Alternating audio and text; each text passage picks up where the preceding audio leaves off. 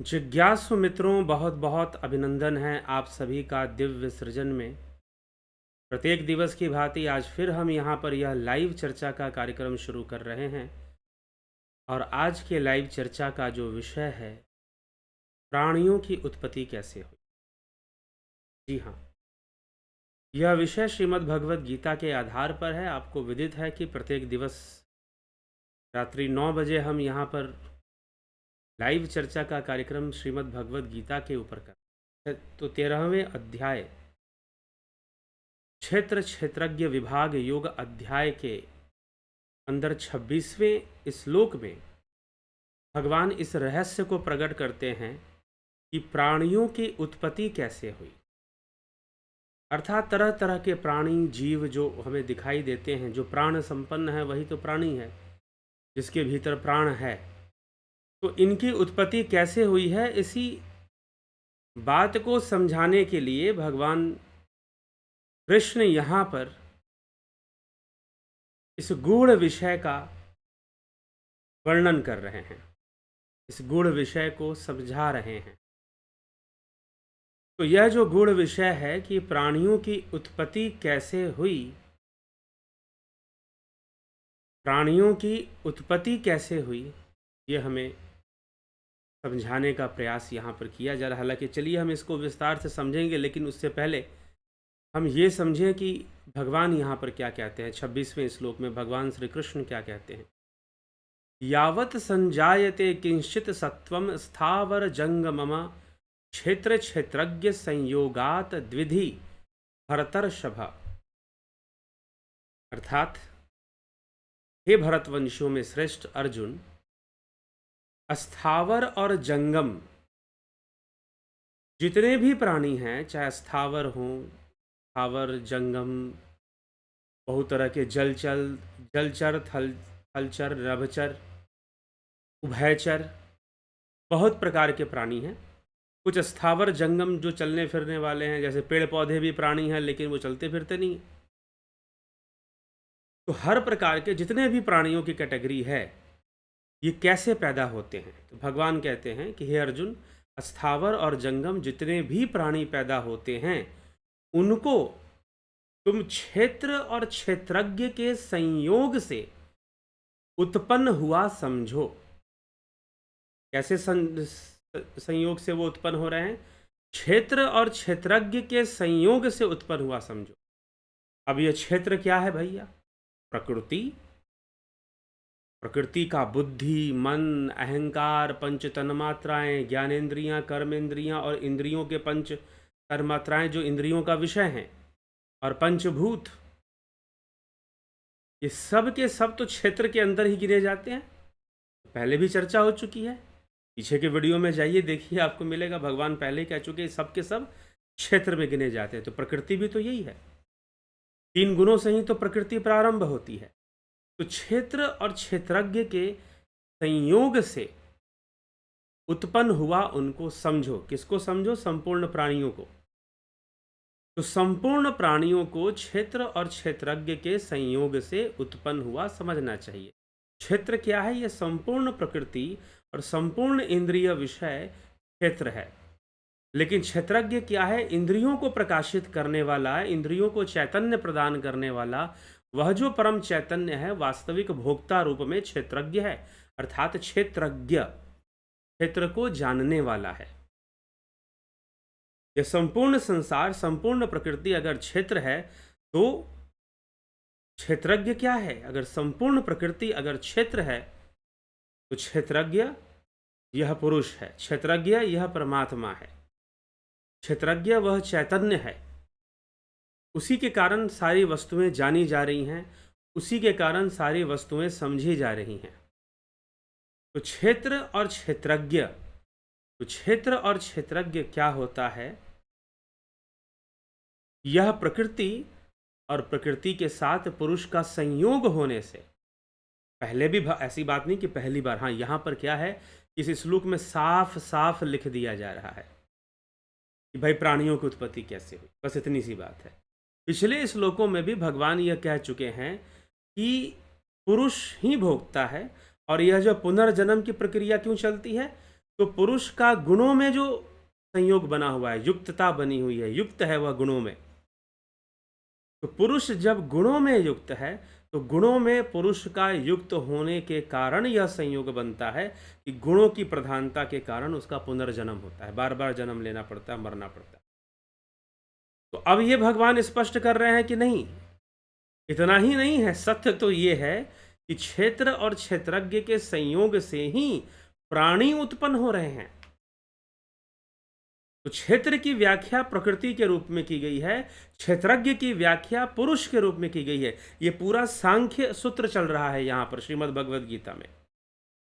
हालांकि इसी अध्याय में नहीं, इससे पहले के अध्यायों में भी सांख्य का आधार लेकर ही सारी बातें की जा रही हैं।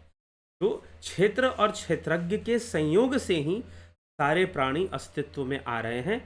स्थावर, जंगम, थलचर, जलचर, नभचर, उभयचर, कोई भी प्राणी हो, वो सब के सब अस्तित्व में कैसे आ रहे हैं? क्षेत्र और क्षेत्रज्ञ के संयोग से। क्षेत्र क्या है? यह प्रकृति। प्रकृति क्या है? 3 गुण, सतोगुण, रजोगुण, तमोगुण, इनमें क्षेत्रज्ञ का संयोग होना, संसर्ग कहिए, संयोग कहिए, निर्लिप्त रूप से संयोग होना। जैसे बिजली का संयोग किसी उपकरण में, पंखे में, टीवी में हुआ तो बिजली चल पड़ती है, टीवी में न्यूज़, फिल्में आने लग जाती हैं। फिर तो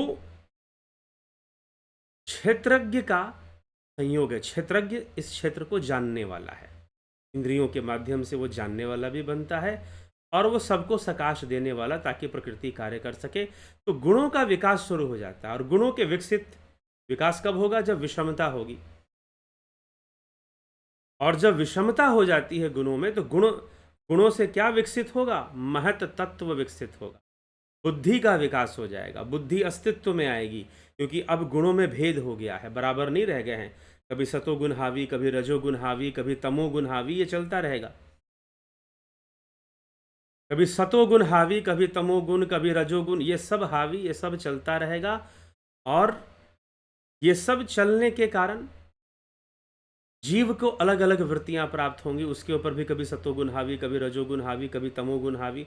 और जीव अलग अलग प्रकार के कर्म करता रहेगा, विभिन्न प्रकार के कर्मों को करता रहेगा वो। और विभिन्न प्रकार के कर्मों को करने से उसके कर्म बंधन भी बनते रहेंगे। अब जीव भी यहां पर आ गया, लेकिन जीव आया अस्तित्व में कैसे? अकेले प्रकृति से नहीं आ गया।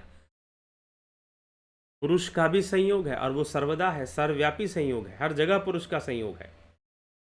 कोई भी ऐसा स्थान नहीं जहां पुरुष का संयोग ना प्राप्त हो। पुरुष का संयोग तो पक्का ही होगा, तभी प्रकृति कार्य करेगी। और प्रकृति और पुरुष, ये दोनों मिलकर एक नई चीज सामने आ जाती है, जिसको जीव कहते हैं। अब ये जीव बेचारा प्रकृति के वशीभूत, 3 गुणों के वशीभूत, यह जीव को लगता है कि यह शरीर मेरा, यह संसार मेरा, यह परिवार मेरा, यह धन दौलत मेरी, उसे महसूस होना शुरू हो जाए। अब चलो किसी व्यक्ति को समझा दिया जाए, अरे ये सब तो माया है। ऐसे बोल देने से नहीं होता ना, ऐसे बोल देने से नहीं होता कि ये सब माया है। जी नहीं, उसे वो मार्ग मिलना चाहिए जिससे कि वो समझ पाए कि यह सब तो नश्वर है। औपचारिकता ना करें। अध्यात्म के मामले में औपचारिकता बहुत करते हैं लोग, और पर उपदेश कुशल बहुतेरे, दूसरों को उपदेश देने में बहुत विश्वास करते हैं। इसलिए इस चैनल पर आपने कितना भी सुना होगा, मैं ऐसी बातें नहीं करता कि ये माया है, वो माया है। नहीं, माया है तो स्वीकार, ये तो है ही, बिल्कुल है। लेकिन ये ऐसे नहीं कि हमने किसी को सुना दिया प्रवचन देने के लिए कि माया है। नहीं, जब तक वो इंद्रियों की अनुभूतियों से उठकर इंद्रियों के परे की अनुभूतियों में नहीं जाएगा, साधना में नहीं जाएगा, ध्यान योग में नहीं जाएगा, तब तक उसको ये समझाना कि ये सब माया है, बेकार की बात, व्यर्थ का, सिर्फ प्रवचन झाड़ने वाली बात है। ठीक ना? तो ये प्रवचन झाड़ने का काम ज़्यादा नहीं करना चाहिए। फैक्ट चीज़ों को रखना चाहिए, यथार्थ को रखना चाहिए। भगवान कृष्ण यहाँ पर यही अर्जुन को समझा रहे हैं कि तू उसको और युद्ध करने के लिए समझा रहे हैं। ये भी कह रहे हैं कि तू राज्य को भोग, युद्ध कर और राज्य को भोग, लेकिन तू उस भोग में लिप्त मत होना, भोगते हुए भी लिप्त मत होना। माया के साथ, ये माया ही मुक्ति दिलाएगी। इसलिए माया को इस तरह से नहीं बोलना चाहिए। मैं कई बार देखता हूँ लोगों को ऐसे ही कह देते हैं अरे मोह माया छोड़ो और ये माया है वो माया नहीं। जब तक आपके अंदर विवेक जागृत नहीं होगा, और विवेक कब तक जागृत नहीं होगा, सही मायनों में जिसे विवेक बोलते हैं, योग सूत्र में विवेक की परिभाषा है। तो जब तक आपके अंदर विवेक जागृत नहीं होगा, और विवेक जागृत जब पुरुष और प्रकृति का भिन्न भिन्न ज्ञान हो, तब विवेक जागृत होगा, तब विवेक जागृत होगा। ठीक है, वास्तव में तभी जाकर विवेक जागृत होगा, और तभी योग सही से आप योग में लीन होना शुरू कर देंगे। लेकिन अगर नहीं, तो नहीं हो पाएंगे योग में लीन, कैसे हो पाएंगे? तो इसीलिए सिर्फ छोटी छोटी बातों को लेकर प्रवचन नहीं झाड़ना चाहिए कि ये माया है या वो माया है। यथार्थ को समझने की कोशिश करनी चाहिए, और जब हम यथार्थ को सही से समझ लेंगे तो निश्चय ही हम मुक्ति की ओर आगे बढ़ेंगे, हम आनंद की ओर आगे बढ़ेंगे, हम परमानंद की ओर आगे बढ़ेंगे। और ये छोटे छोटे प्रवचन नहीं झाड़ेंगे कि ये माया है वो माया है। ठीक, मूल बातों को किसी को समझाएंगे। तो इसीलिए भगवान यहाँ पर अर्जुन को बहुत ही गहरी बात कि प्राणियों की उत्पत्ति कैसे हुई, ये कब संभव है, कब आपको पता चलेगा कि प्राणियों की उत्पत्ति कैसे हुई? जब आपको क्षेत्र और क्षेत्रज्ञ का अलग अलग ज्ञान प्राप्त होगा, तभी तो पता चलेगा। पुरुष और प्रकृति का भिन्न भिन्न ज्ञान होगा, तभी तो पता चलेगा। ऐसे कैसे पता चलेगा? तो हमें यही थोड़ा सा विचार कर कर समझने की आवश्यकता है। तो जीव अस्तित्व में आता है। कैसे अस्तित्व में आता है जीव? जीव अस्तित्व में आता है क्षेत्र और क्षेत्रज्ञ के माध्यम से, पुरुष और प्रकृति के माध्यम से। यह अस्तित्व में एक नई चीज विकसित हो जाती है। लेकिन ये जो नई चीज है वास्तव में असेंबल्ड है। कुछ लोग पूछते हैं कि हमारा व्यक्तित्व क्या है, हमारी जो पर्सनालिटी है वो असेंबल्ड है। जैसे आप कंप्यूटर, आप पूछोगे कंप्यूटर क्या चीज़ है? कंप्यूटर कोई वस्तु नहीं है, कंप्यूटर कई वस्तुओं को मिलाकर एक चीज, एक टेक्नोलॉजी है। ठीक, उसमें मेमोरी भी है, मदरबोर्ड भी है, कीबोर्ड भी है, मॉनिटर भी है, ठीक है, सीपीयू है, सेंट्रल प्रोसेसिंग यूनिट, वह भी है, फिर उसमें और भी बहुत सारी चीज़ें, पावर यूनिट है। तो ये सारी चीज़ें मिक्स होती हैं तो एक असेंबल सही ढंग से होती है, तो एक कंप्यूटर बनता। वैसे ही जो मनुष्य का व्यक्तित्व है, किसी एक ही चीज़ से नहीं, बल्कि वो असेंबल्ड हुआ है। उसमें पुरुष सबसे बड़ा असेंबलिंग क्या है? पुरुष और प्रकृति का असेंबलिंग है। पुरुष और प्रकृति का उसमें जुड़ाव है। तो जब पुरुष और प्रकृति जब दोनों मिले हैं, तो जाकर जीव अस्तित्व में आया है, प्राणी अस्तित्व में आया है। तो क्षेत्र और क्षेत्रज्ञ के संयोग से प्राणियों की उत्पत्ति होती है, प्राणियों की उत्पत्ति होती है। और अब इसमें क्या होगा? प्रकृति के 3 गुण होंगे, 3 गुणों से विकसित बुद्धि होगी, बुद्धि से विकसित अहंकार, अहंकार से मन, और मन से अहंकार, फिर अहंकार से ही मानते हैं, अहंकार से 3 प्रकार के अहंकार होंगे, सात्विक, राजसी, तामसी अहंकार। सात्विक अहंकार से ज्ञानेंद्रियां, राजसी अहंकार से कर्मेंद्रियां, तामसी अहंकार से पंचभूत और तन्मात्राएं होंगी। और जीव इस तरह से सामने आ जाएगा। लेकिन इन सब में संयोग किसका है? तो उस क्षेत्रज्ञ का। चेतना किसकी है? तो उस परमात्मा की है, उस पुरुष की चेतना है। और वह इंद्रिय जगत में विभक्त दिखाई देता है। वैसे विभक्त नहीं दिखाई देता, लेकिन इंद्रिय जगत में वो फिर विभक्त दिखाई देता है, लेकिन वो विभक्त है नहीं। ये ज्ञान हमें हो जाए क्षेत्र और क्षेत्रज्ञ का, पुरुष और प्रकृति का सही सही ज्ञान हो जाए, तो निश्चय ही हम इस विषय को भली भांति समझ पाएंगे कि प्राणियों की उत्पत्ति कैसे हो रही है। तो प्राणी इस प्रकार से उत्पन्न हो रहे हैं, अपना कर्म कर रहे हैं। अब लेकिन प्राणियों की सबसे बड़ी दुविधा क्या है? उनके अंदर अहंकार आ जाता है। अहंकार क्यों आ जाता है? क्यों? क्योंकि वह क्षेत्र और क्षेत्रज्ञ की भिन्नता को नहीं जानते। वो एक ही सत्ता की, भाई पुरुष प्रकृति सब एक ही में मिली है, शायद कुछ भी नहीं है, जो है मैं ही हूँ। तुम पुरुष प्रकृति का परिणाम हो, तुमने यह नहीं सोचा, और ना ही तुम जान पाए। तुमने अपने आप को ही सब कुछ मान लिया कि आई एम द एवरीथिंग। लेकिन तुम तो बंधन में हो, प्रकृति ने तुम्हें बंधन दे के रखी है। जब तक तुम प्रकृति के साथ हो, जब तक तुम मन, बुद्धि, अहंकार, तन्मात्राएं, इंद्रियां और पंचभूत, इनके साथ खेलने में तुमको मजा आ रहा है, इनके साथ तुमको खेलने में मजा आ रहा है, तुमको अमीरी गरीबी खेलने में मजा आ रहा है, सुख दुख पाप पुण्य खेलने में मजा आ रहा है, और इन इंद्रियों के साथ लिप्त रहने में ही अभी लगे हुए हो, तो तब तक तो पुरुष तत्व को नहीं जान पाओगे और अपने मूल स्वरूप को नहीं जान पाओगे। नहीं तो तुम्हारा मूल स्वरूप, प्राणी का मूल स्वरूप वह क्षेत्रज्ञ है, वह पुरुष ही है, वह परमात्मा ही मूल स्वरूप है। इसीलिए अहम ब्रह्मास्मि सिद्ध होता है।